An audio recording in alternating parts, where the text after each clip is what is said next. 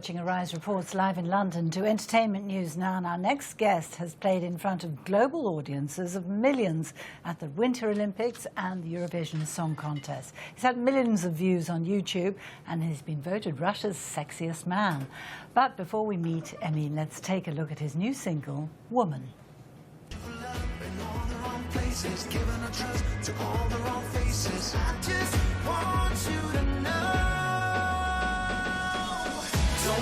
They say about you, woman, I know you're amazing. Your love is amazing. Don't matter what they say about you, woman, you're irresistible. You're just irresistible. 'Cause everything happened for a reason. Now you know why. And Emin joins us now with our arts and culture reporter, Jason Mansoray. Thank you very much, Emin, for coming on the programme. Lovely to have you here. Thank you for having me. Anytime. Now, of course, you've got many descriptions. Property mogul, part of the billionaire elite, and, of course, now pop star. So stick with the music. With the music, exactly. So I was going to say, if as we're looking at, moving into the UK market, who are you and what do you want people to know about you? Well, first of all, about my music. I think I have something special to present. You just seen a little clip of my video Woman, recorded with an amazing artist, my co-writing partner Charlie Williams, who's in London tonight, and we're actually playing a gig at 229 the venue. So if anyone wants to come and see us, please do so. Absolutely. So tell me a little bit about the single that we heard there. The single is Woman. I mean, most of the songs I write or co-write, they're about love. They're dedicated to all the ladies on this planet. I think without them, this world would be completely boring and irrelevant.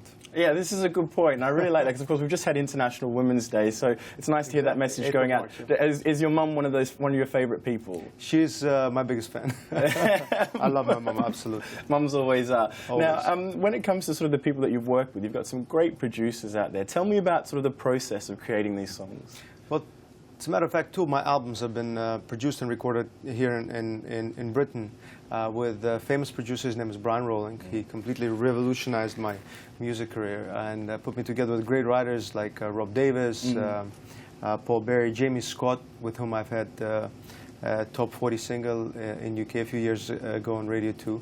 And, Britain has been the capital of the music industry for a long time. And I think, if you make it here, as Sinatra used to sing about New York, you'll make it anywhere. As we mentioned there's great producers. You've also got some quite famous people that have made cameos in your videos. And I want to talk about In Another Life. Yeah. How on earth did you get Donald Trump to end up in your music video? Well, it was Miss Universe 2012. That took place, or 2013, I believe. Confusing. It was in Moscow, and Donald Trump was there, and since all the contestants was there, and I was performing during the Miss Universe contest with that single, I've asked him. I said, Mr. Trump, I know you wake up early. Would you have time to come down to a conference room and spend 20 minutes to be in my video? He said, oh, I've never done a video. Sure, why not? What time? I'm like, 7 a.m. I'll be there. We've got a little clip of the song. Let's have a quick little listen.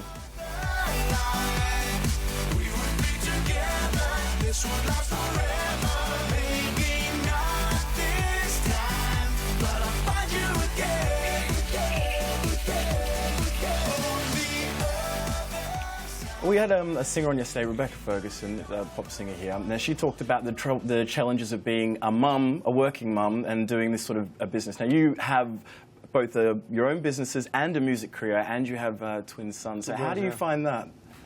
Challenging at times, but the time that you spend with your kids. My boys are 6.5. They just went to the first grade, and every day or 2 days that I get within my week, I'll fly over and see them. And they split their time between London and Baku, Azerbaijan. That's where we're from.